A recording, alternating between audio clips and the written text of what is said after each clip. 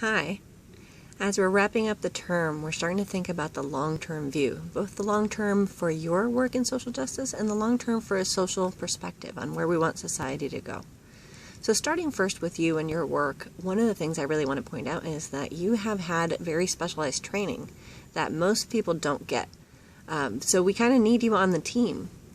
Not a lot of people devote 100 hours to social justice learning. And so the fact that you have this amazing skill set and this set of knowledge means that we could really use you on the team because there's not very many of us that are trained. One of the things I really want to help you work on is how to develop stamina for lifetime work and recognizing that work can be really heartbreaking. Social change goes really, really slowly and you will lose over and over again. And how to get up the 20th time after 19 defeats. Recognizing that it's really hard to keep going when the days are hard. One of the things is to know that this is the pattern, is recognizing that social change will break your heart, that this is not surprising, that we are trying to change the status quo, and that there's a lot of power fighting to keep things the way they are. So bracing and recognizing that this will happen over and over again can help you develop the patience to keep going with the work when it's really hard. Another thing is to recognize that this is very slow to happen, and we are used to thinking about short-term responses and saying like, well, I went to the march and nothing happened, so why would I keep going to marches if nothing happens? And understanding that social change comes from a lot of things all at once is when we have a set of people creating a movement. That's when we start to see things happen. It won't be one action that does it. It'll be a whole joint accumulation of things. In thinking about a historical perspective, sometimes it helps me get a better sense of what I'm looking at. So just thinking about the right to vote for white women in the United States, just that one thing took at least 80 years of dedicated work. So between the 1840s and 1920s, there were a lot of women pushing really hard to make sure that women could have the access to the vote. And even within that, there were a lot of problems, a lot of racism happened. So in the end, the right to vote was only secured for white women. But one of the things I really want to emphasize is this 80 years thing, is we hear about this stuff in the history books, and mostly what we hear is, oh, and women got the vote, without recognizing that there were hundreds and hundreds and thousands of people working really hard on this for decades and decades, and they weren't seeing the fruit of their labor. So somebody may have worked this for 30 years, and then pass the torch on to somebody who worked it for another 30 years, and then pass the torch on to somebody who worked it for another 20 years. So how those folks stayed focused and kept working without feeling defeated and giving up hope is something that I really want us to think through, is recognizing that you won't necessarily see the outcome of what you're doing. And as I look back, I'm really grateful to the grandmothers and how they helped make sure that I could live in a world where I can vote. And I now take that for granted. And that was a relatively simple change, right? It was pretty much just adding a few little words, and women too. They didn't have to restructure any political parties. They didn't have to create new polling stations. They didn't have to rewrite the entire electoral process. They just needed to add, and women too. So a relatively small change was really, really hard to come to. Now, when we're thinking about much bigger changes and changing structures, we got to brace and get ready and say, this is not going to be fast. But I really want to make sure I leave something much better for my grandchildren. Thinking about some of the risks that could keep you from being able to continue in social justice work, I want to give you some of the tricks that I use. Recognizing first that one of the bigger risks that we have is losing you to burnout. So we got to make sure that you know that burnout is a likely thing to happen and how to brace for it and how to get ready and how to get out of it when it comes. The other thing is there's a high risk of feeling like you're not good enough. So perfectionism can be a really big obstacle in keeping you from doing the work. So let me start with perfectionism first. We have this notion that to be racist or to be sexist is to be immoral and to be a bad person, right? This is the good-bad binary we started out with at the beginning of the term. And that if anybody commits one of these mistakes, that they are a bad person, instead of recognizing it as a mistake from somebody who's learning. And since somebody is learning, we want them to be really focused on learning from their mistakes. So a good learning skill would be recognizing, oh, I made a mistake. Let me see what went wrong. and how can I fix it for next time? That would be how we would learn well. However, we get really stuck in the shame spiral of saying, I am a horrible, horrible person. I am a shameful, horrible, unethical human being. And then we don't want to hear the feedback. We don't want to learn from the mistakes. We just kind of want to hide them and get away from them as fast as possible. And this happens a lot with social justice work. We want to get ready to think of a mistake as a learning opportunity. And I know it really sounds cheesy, but there's an analogy that I like, right, which is the spinach in the teeth analogy. When somebody lets you know that you've got spinach in your teeth, it can be really embarrassing, but you want to get ready and brace and say, oh my God, okay, thank you for letting me know. Now I can get to that. Otherwise, you're walking around with spinach showing in your teeth. When somebody lets you know that you've made a social justice mistake, it can be really embarrassing and really overwhelming. But what we need is for you to pick up fast and be able to go, okay, let me learn from this. Let me fix it as fast as I can and keep going. So beware of those perfectionism traps. Those are likely to get you burnt out fast. And when it comes to burnout, a really good thing is to, first of all, know that it exists and recognize the pattern and how it shows up for you. It may be that for you, it's really based on irritability. It could be that you're just sad all the time. Or it could be that you just don't want to hear about it anymore. And knowing those symptoms and how they show up for you can help you identify it faster and say, oh, I'm in burnout right now. Having a pre-planned, pre-thought plan of action would be a really good thing, and say, okay, I know that when I'm in burnout, what really works for me is to make sure that I can hang out with my friends, get some sunshine and exercise, go to my favorite movie. Whatever it is, knowing what works for you will get you out of that cycle much faster. I use a trick that works well for me, is recognizing that since we will lose and lose and lose many times in a row when it comes to social justice work, I keep a very tight hold of things that go well. So I keep a list that I call my hope bucket list, where I write down the things that have gone really well. Whenever we have a victory, I write it down and I celebrate it really, really big, because I know that they're few and far between.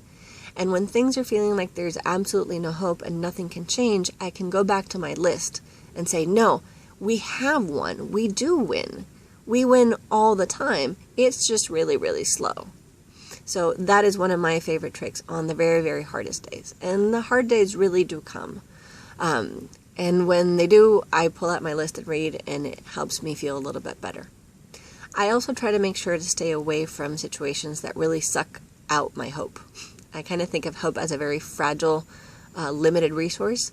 And when people really pull on it, it can get really draining. So if I know that there is a set of events or experiences that are really draining for me, I'll avoid them and say, I won't be having that Facebook fight, or I won't be going to that particular training with that particular trainer, because I know it's going to make me feel really crappy at the end. So I'm going to hold on to the very little hope I have, and I'm not going to hang out that much with the folks who are stuck in cynicism and pain. I will work with them, but I'll make sure to protect the little hope I have, because it's a really fragile resource, and it's my most important tool as a social justice activist. In thinking about how to imagine a better world, we are using the word radical, which means from the root up. We have a lot of negative connotations associated with radical, as if it's violent, as if it's dangerous. A lot of times we don't even know what the word means, but we know that it's kind of icky. Radical means change from the root up.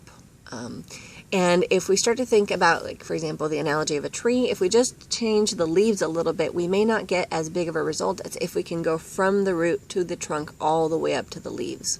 So if we're trying to reimagine an entirely new society, we want to have at least the intellectual capacity to say, I want to imagine something better. And utopia is a very good tool for recognizing which direction you want to move into. It doesn't mean that you'll achieve it, but it gives you a path and a direction. Say, I want to go that way, not that other way. The story of solution asks us to think about ways that we can use our genius, the bright minds that we have available to us, in a better way of having them imagine a better society. Sometimes when I do this exercise with students, they get really hung up on the magical technology, and they'll say, oh, we will invent the perfect plastic and all will be solved then. We could even rethink of society pretty much with the stuff that we have now, with the technology we have now, we could just get organized in a different way. My favorite example for this is refillable Coke bottles. So you may not know this, but across the rest of the world, Coke bottles and soda pop bottles are often made of glass, and they get refilled, not recycled. So the glass isn't broken down. They're just picked up, washed out, filled up, and redelivered. This takes no new technology at all. It's kind of the way that the milk system used to work in the United States, where people would drop off milk and get the milk bottles back, etc. It just takes some reorganizing. If we were to think of a way that we wanted to cut down on waste and say, like, we really have to get this waste problem in order. This has to happen. There's no more planet left. How can we do this with the stuff we have right now? We could reimagine, for example, disposable cups in a different way. So if we thought of portable coffee cups, we can say that folks don't really want to have reusable coffee cups around, because the way we've designed it has been really individual, where we ask people to buy their cup, bring it to the coffee shop, get it filled, drink it, and then carry it around in their bag where it's heavy and it can stain your stuff. If we were to try to think of a better structure that makes it much, much easier and more convenient for people to use reusable cups, we could come up with a collective solution and say, what if we had a standardized cup? Like if Portland said, we're all going to share the same kind of reusable cup, and we're going to deliver cups to all the coffee shops where everybody uses the same kind of cup, and you can pick up your cup filled with coffee at the coffee shop, and then when you're done with it, you could just dump it. Instead of in a trash can, you could dump it in a reusing box and say, let's have reusing boxes all over the city, a few of them on campus. And that way you, as soon as you're done with your cup, you can just get rid of it. And then it could get picked up, washed out, and redelivered to coffee shops everywhere. We could come up with stuff that's kind of like this. And this is just a spitballing idea. But we could reimagine things that don't depend on magical technological solutions, and that also don't put the onus or the burden on the individual. If we can come up with structural changes and collective action, it's much more likely that we can get people to implement them. This is something we're thinking about. If we're thinking about a world with no waste, if we think about how much waste is left over from the year 1000 to now, there's actually not much left. There's so few waste left. There's such little waste left that we call it archaeology. We're pretty fascinated. It's like, oh my God, there's a broken pottery shard. It's amazing. Because there's not that much left over. We could learn a little bit from those folks. If we think about how much of our waste is going to be left over for the folks in the year 3000, it's a pile. So some things haven't gone very well in this last 1,000 years when it comes to waste specifically. So we could learn from those folks and say, what if we used a different kind of material? What if we made non-waste the highest priority in our society and organized ourselves accordingly? We might have a lot of people who are processing what we are no longer needing. So for example, breaking things up into different components so that they can be reused very easily. We might have product and packaging redesign. We might have a push for less consumption overall. If that's really what we wanted, we could dedicate a lot of our genius to it.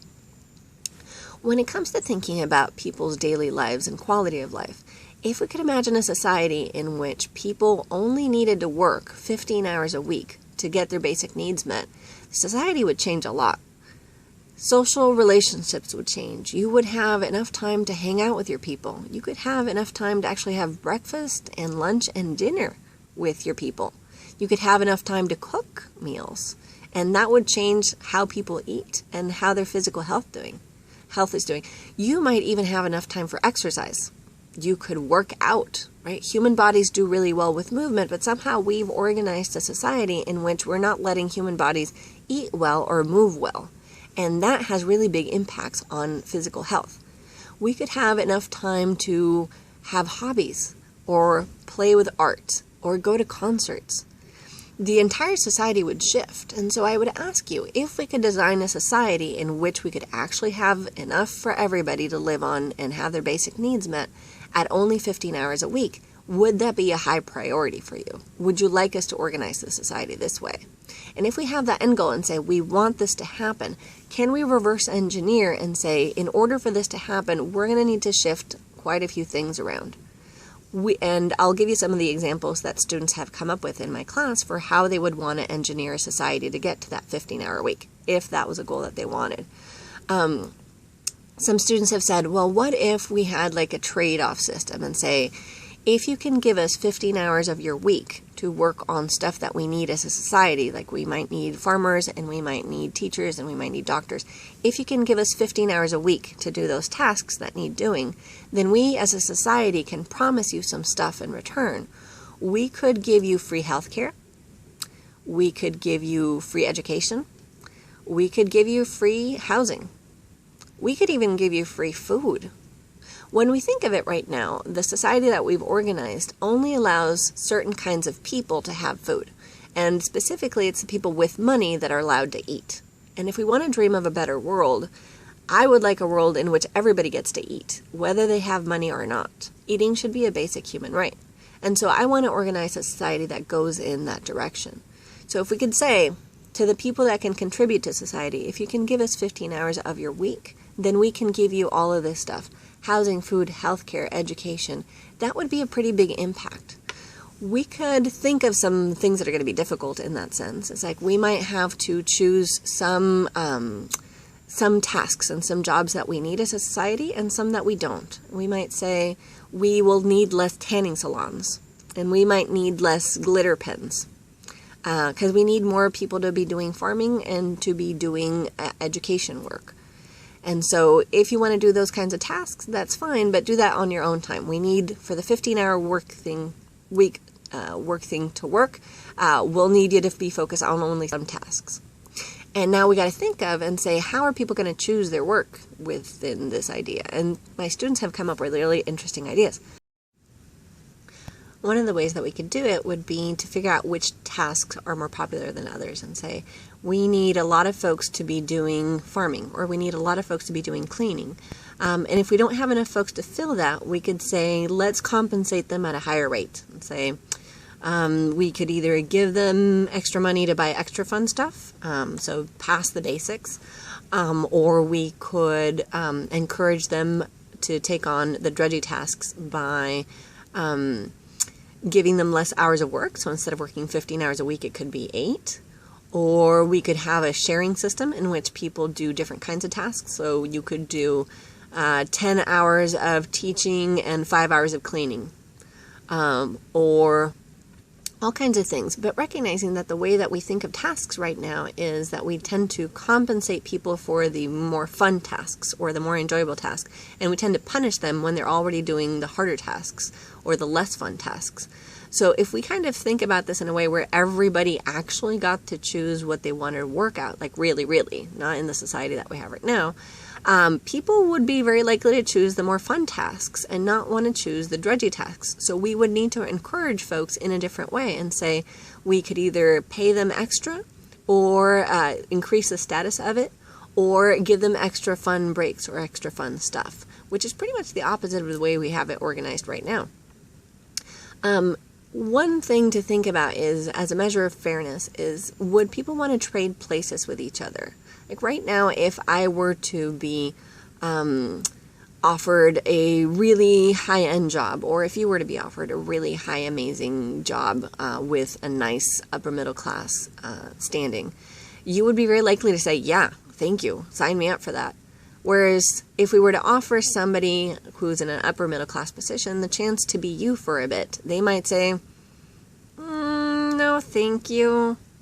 And if you offer people the chance to trade and they really, really don't want to, they can kind of usually recognize that they've been getting more than their share.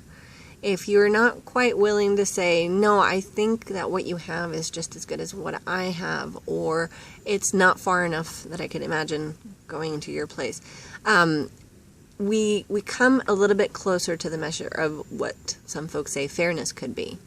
In thinking of my mom's example of cutting the cake, right? Whoever cuts the cake doesn't get to choose the piece. In a better society, I wonder if we might design things so that people's life outcomes weren't quite so different, so that they would more easily imagine switching from one place to another. These are all great, wonderful things to think about. And as we're thinking about utopia and the world we want to create, it can help us really think through what steps we want to take to get there, so that we can change things from the root up instead of just making little tweaks that can have unintended consequences.